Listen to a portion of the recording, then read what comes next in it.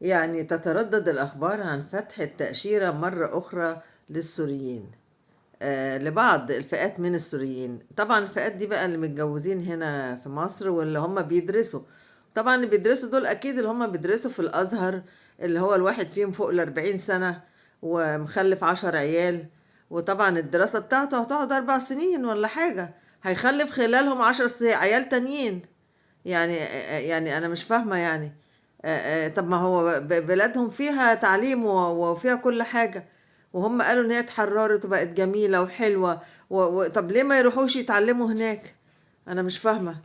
وايه كل شوية؟ طب ما هيجوا دلوقتي هي فتحت الباب بقى اللي عايز يتجوز بقى تاني يجي يتجوز من المصريين، وتبقى بقى خلاص نفرغ سوريا كلها بقى هنا في مصر. وهم بس هنا الاحتفال، بس احنا هنا للاحتفالات بس. يعني مش فاهمة. والمصريين مش مهم. ما هو اللي جاي يتعلم ده واخد مكان واحد مصري. وبعدين يعني انا بصراحة ربنا يعني بقترح على الازهر ان هو يعمل بقى يعني معهد او كلية في كل دولة من الدول العالم، طالما هو ميزانيته فوق مش عارفة كم مليار، حاجة وعشرين مليار في مصر، لا وبتصرف على الغير مصريين. طب خلاص حضرتك خد الميزانية دي واعمل في كل دولة. اعمل الدول اللي هي بتقول لك اللي بتحبنا وبتحبكم وكده يعني، واللي انت قاعد تقول لهم تعالوا اتعلموا ببلاش، وعمال تجيب جنسيات تانية يجوا تديهم بتاع دوت يعني فرصة للتعليم في مصر. ماشي، اعمل في كل دولة يعني كلية أو معهد كبير ديني، وكل بقى الناس دي انت تعلمهم هناك في بلادهم. ولا هو لازم يجوا هنا يتعلموا على قفا المصريين يعني؟ اه صحيح، انت بتعلمهم من فلوس المصريين، ميزانية المصريين اللي بتاخدها تصرفهم عليهم.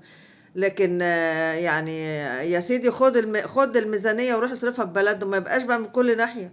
يعني بتصرف الميزانية عليهم وكمان بتجيبهم يزاحموا اللي خلفونا ويدونا أفكار منيلة بستين نيلة لعيالنا ولبلدنا ومش والناس المصريين مش عارفين يعيشوا.